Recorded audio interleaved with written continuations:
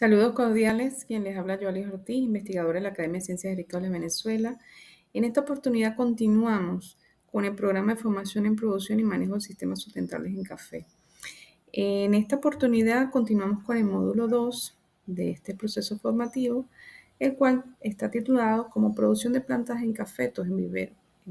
Particularmente el tema número 4, el cual corresponde al manejo del almácigo, de riego, fertilización, controles fitosanitarios, de sombra, registro de emergencia de pares y hojas y ramas. Particularmente y previamente hemos conversado lo que es la sanidad de las plantas en el cultivo del café. En los almácigos y en los germinadores debe incluir ciertos factores, y lo vimos previamente, solamente recapitulando y recordando algunas cosas, que el material debe venir sano desde el germinador. Es decir, son plántulas que vengan completamente libres de patógenos, cuyas raíces sean rectas, donde no tengan ninguna sintomatología de ninguna afectación por, como le decía, por microorganismos. El tamaño de las bolsas y la edad de trasplante es importante, eso ya lo vimos previamente, lo vieron previamente con el profesor Bonner Gallegos. Debe haber ausencia de nematodos en ese material, lo discutíamos en la clase previa, donde algunos nematodos como Meloidogini, por ejemplo, puede causar afectaciones severas en el sistema radicular de las plantas. Por lo tanto, es necesario que ese material, ese sustrato, donde se realiza el germinador, esa arena lavada, esté libre de patógenos, esté libre de nematodos, esté libre de microorganismos, ¿verdad?, que puedan causar afectación a nivel del sistema radicular. Entonces, esas plántulas partimos de que deben de tener ausencia de nematodos, ausencia de mancha de hierro, causada por cercospora, ya lo discutimos previamente. No debe haber boya de café, obviamente estamos hablando de chapolas, y no debería haber boya a nivel de esas chapolas. No debe haber muerte descendente, que es causada por FOMA, que generalmente FOMA es un microorganismo que suele atacar en aquellos viveros o aquellos germinadores donde o pueden estar ubicados a una altura superior a los 1.600 metros sobre el nivel del mar. Es donde se presenta mayor presencia de FOMA porque, bueno, son las condiciones ideales para su desarrollo. Debe haber ausencia de cochinillas, ya lo vimos en la clase previa también, por todas las afectaciones que ellas causan.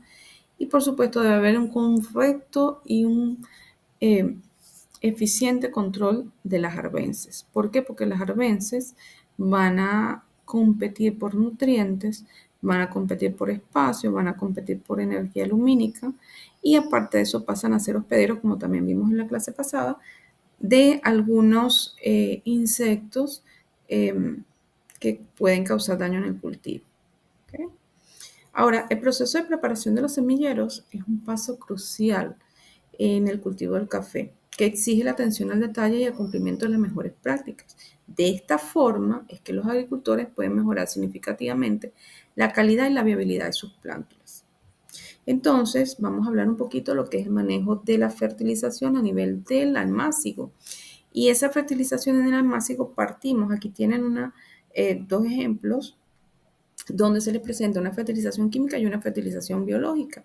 Y en el caso de la fertilización química, partimos de la incorporación del fósforo, porque es un elemento fundamental en el proceso de crecimiento y desarrollo vegetativo de esas plantas que se están iniciando.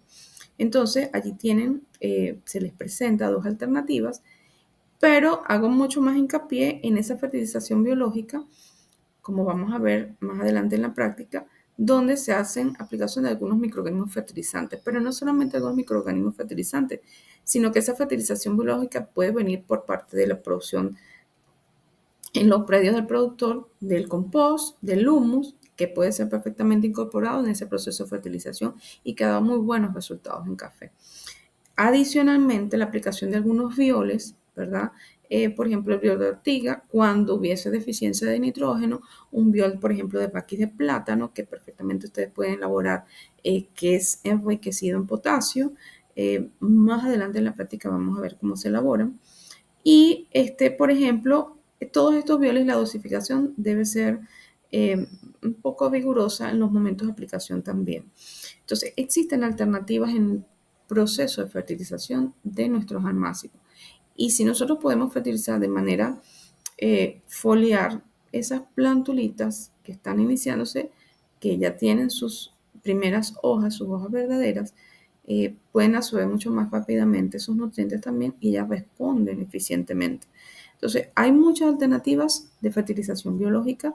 De hecho, algunos inoculantes biológicos, como también vamos a ver más adelante, por ejemplo, en el caso de Bacillus megatherium, Bacillus mucilaginoso, que son solubilizadores de fósforo y potasio, pero obviamente tiene que haber fósforo y potasio en ese sustrato para que ellos puedan solubilizarlo.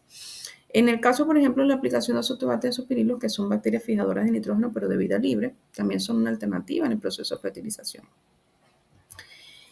Ahora, en ese manejo del almácigo, el riego también juega un papel fundamental porque echar agua no es regar. Entonces, se debe regar frecuentemente esos bancales, esos germinadores y esos bancales donde están nuestros viveros.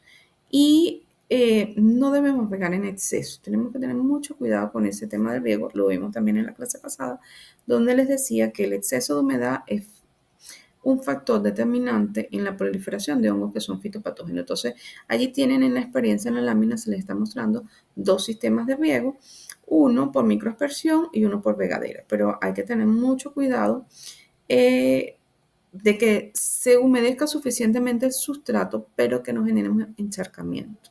¿Ok? Eso es importante.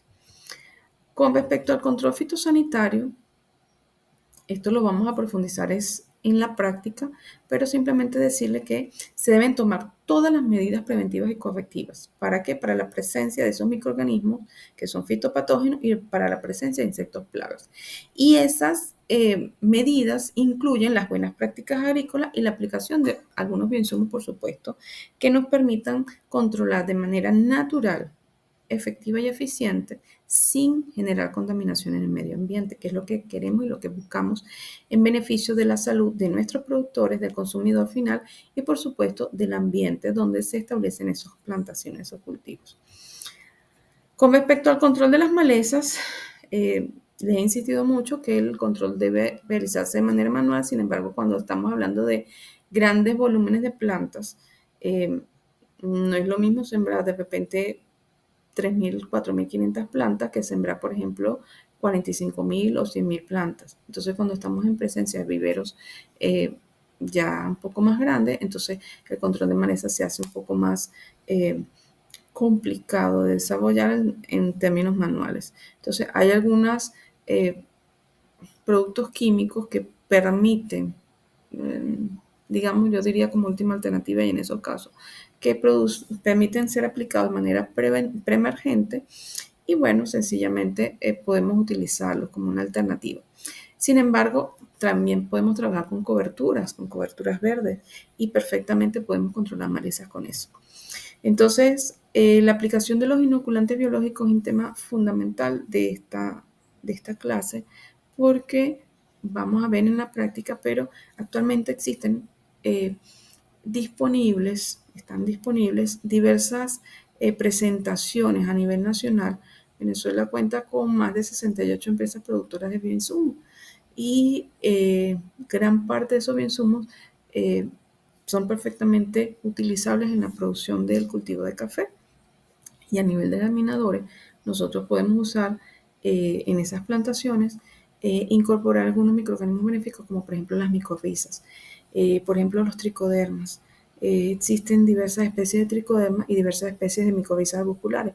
Solamente tenemos que tener el cuidado que si nosotros vamos a aplicar micorrizas arbusculares en nuestra plantación, perdón, a nivel de vivero, esa plantación debería de instalarse primero las micorrizas y posteriormente se hace la aplicación de tricoderma. Ojo, esto es posible solo si usted hace una correcta desinfección del sustrato. Ya eso previamente lo explicó el profesor Bonal Gallego. Y esa desinfección del sustrato usted la realiza en función de la solarización, de la aplicación de agua hirviendo. Hay muchos métodos de desinfección y es necesario que usted los realice para poder, por ejemplo, establecer micorriza y después aplicar tricoderma. que es un excelente inoculante también para el cultivo y nos permite contrarrestar la presencia de muchísimos microorganismos fitopatógenos. Pero adicionalmente, aparte del tricoderma, podemos aplicar, por ejemplo, Bacillus subtilis, que es una bacteria eh, tiene propiedades fungicidas y bactericidas, ¿ok? Es una bacteria que nos permite controlar, ella libera ciertos metabolitos que tienen esas particularidades, como fungicida y como bactericida. Entonces, es un aliado estratégico para nuestras plantaciones, para nuestros viveros. En el caso, por ejemplo, de los fijadores de nitrógeno, encontramos Stobacter pirilos, que ya les mencioné, Bacillus megaterium y Bacillus mucilaginoso. Entonces, por ejemplo, acá en esta ilustración vemos cómo se desarrolla aéreamente una planta a la cual se le ha inoculado micorriza y del lado izquierdo está una planta que tiene el mismo periodo de tiempo pero que no se le inoculó las micorrizas. Entonces vemos una diferencia marcada en lo que es el sistema de desarrollo radicular. Por supuesto, aquí tenemos un mayor crecimiento radicular, mayor capacidad de absorción de agua, de nutrientes, puede llegar a suelos mucho más profundos, puede llegar a mayor contenido de nutrientes y eso en este proceso en el que estamos a nivel mundial de cambio climático es importantísimo en nuestras plantaciones de café. Que tengamos un buen sistema radicular nos va a permitir tener plantas mucho más sanas. Entonces son aplicaciones benéficas que no podemos restringirnos del uso de ellos. Todo lo contrario. Y de hecho, nuestros productores deberían de procurar realizar este tipo de aplicaciones consecutivamente, periódicamente, para reforzar las poblaciones microbianas benéficas en los cultivos. Entonces, una vez que nosotros hemos realizado todas las prácticas culturales oportunamente y realmente tenemos un vivero establecido donde controlamos riego, sombrío, drenaje, fertilización, el sombrío, todo. Todos esos factores que afectan, que son determinantes también. Nosotros debemos llevar un registro. Entonces, ¿por qué? Porque, bueno, se hace lo que se llama el registro de emergencia de pares, hojas y ramas, que no es otra cosa que un registro de datos sobre el crecimiento de una planta y de cómo, en qué momento es que aparecen, por ejemplo, las hojas cotiledónicas o las hojas cotiledonales, las primeras hojas verdaderas. Este registro tiene gran importancia porque permite llevar un control, como veremos más adelante, de los estados fenológicos que puedan desarrollarse en esa planta. Entonces nosotros podemos registrar desde cuando aparecen nuestras hojas cotiledonales, ¿verdad? Cuando aparecen las hojas verdaderas, cuando comienza el proceso de floración, cuando comienza la fructificación y cuando comienza la senescencia. Y cuándo es que nuestra planta complementa y completa su ciclo. ¿Por qué? Porque nos permite conocer ese comportamiento de las plantas para tomar una mejor decisión sobre el manejo de cultivo. Entonces, si tenemos una planta que necesita ser renovada, ese registro es lo que nos va a decir más fácilmente qué es lo que está sucediendo dentro de nuestra plantación. Eso les va a permitir a ustedes también llevar un mejor control financiero de esa plantación. ¿Por qué? Porque, bueno, ustedes van viendo el desarrollo fenológico, pero eso lo casan, lo van a comparar con sus gastos financieros también, obviamente. ¿Por qué? Porque, por ejemplo, si usted lleva el control de la floración, usted sabe que eventualmente a los 120 días del proceso de floración, usted tiene que estar haciendo, por ejemplo, una aplicación de Beauveria bassiana para el control de la broca, porque la broca debe estar posicionada en posición B en ese cerezo. ¿Ok? Es importante que ustedes lleven registro, es necesario que ustedes lleven los registros, porque realmente les va a permitir a ustedes tener un mejor control sobre su plantación. Y bueno, ya finalizando, cuando la renovación se hace mediante siembras nuevas en plantas, el primer control de calidad debe realizarse en los germinadores. ¿Por qué? Porque es necesario controlar que tengamos por lo menos un 90% de viabilidad, se debe evitar el volcamiento, se debe evitar la presencia de fitopatógenos. Ese consorcio microbiano fitopatológico conformado por Rhizoctonia solani, formado por Phytophthora por Pythium, por Sclerotium, por Foma, o sea, por Cercospora incluso que pueda estar después en nuestras plantaciones y cualquier cantidad de microorganismos que afectan nuestra plantación. Entonces, debemos especialmente, sobre todo en el caso de Bisoctonia, que es uno de los que más ataca a nivel de semillero. ¿Cómo lo contrarrestamos? Existen alternativas biológicas. Nosotros vamos a ver que existen algunos extractos vegetales que pueden permitirnos controlar algunos organismos, pero también la acción de algunos microorganismos directamente, sobre todo los microorganismos antagonistas como el tricoderma marciano, que es uno de los microorganismos más ampliamente estudiados en función de las bondades que tiene para el sistema agrícola. Esto lo ampliaremos posteriormente en la actividad de campo que realizaremos el día sábado.